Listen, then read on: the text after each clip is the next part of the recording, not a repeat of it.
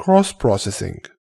Cross-processing is a technique that is coming from film days. Sometimes they would process a certain type of film in chemicals that were intended for a different type of film. And this usually created the cross-process look. We are going to be using 3 different techniques to apply cross-processing to this shot now. Let's start by balancing this shot first. I'm going to look for a reference frame. This one seems good. I'm going to bring the shadows down. Gamma up. Shadows down. And I'm going to add a bit of saturation. Let's add a new node. In this node, I'm going to start by reducing the blue in the highlights. We do that by dragging the gain control away from blue and towards the yellow. So, the next thing I'm going to do is to drag the lift in the other direction. So I'm going to get the shadows to become more blue.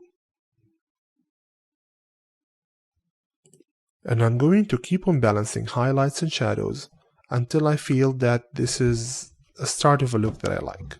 I'm going to even push it a bit further. Let's add a new node. I'm going to cross the shadows again by coming to lift and just reducing the shadows. And this is starting to look better. I am going to also reduce the saturation, and I'm going to add a new node. In the final node, we're going to be using log mode. I'm going to repeat the same process again by balancing the highlights and the shadows, just in log mode this time.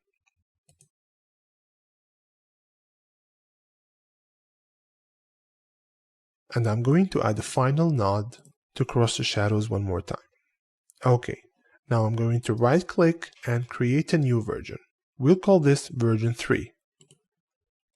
Now, let's try achieving the same look using curves now. So I'm going to come to color and reset all grades and nodes. Let's go to curves and use just custom curves. I am going to start by unchecking Gang Custom Curves. Before we start with curves, there is one more thing to know. You can click on this button down to expand curves. This will provide you with more of a precise control over your curves. I'm going to start by bringing the shadows down and bringing the rest of the image up.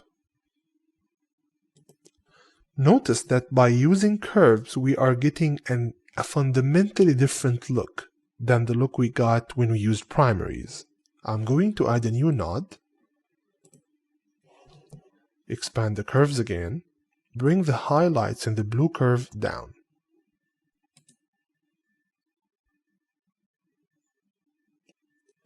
Notice that the further we push the blue down, our image is getting more yellow. Now, we're going to go to the shadows of the blue and raise the shadows up. We're going to go to the red channel and increase the contrast in the red channel by placing a pin in the middle and just increasing highlights and reducing the shadows just a bit. Let's come down and just reduce the blue more.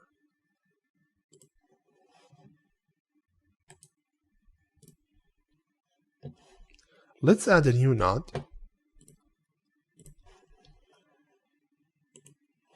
And just apply more contrast to the image. Okay. Now we're going to right click, local versions, and create a new version. This will be version 4. Let's reset.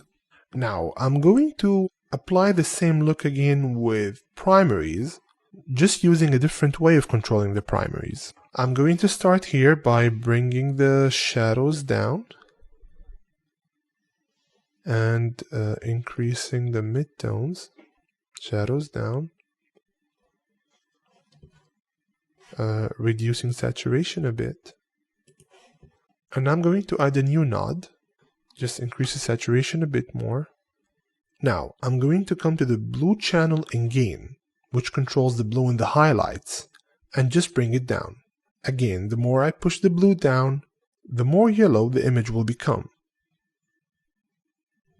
I'm going to balance this by increasing the blue channel in the shadows.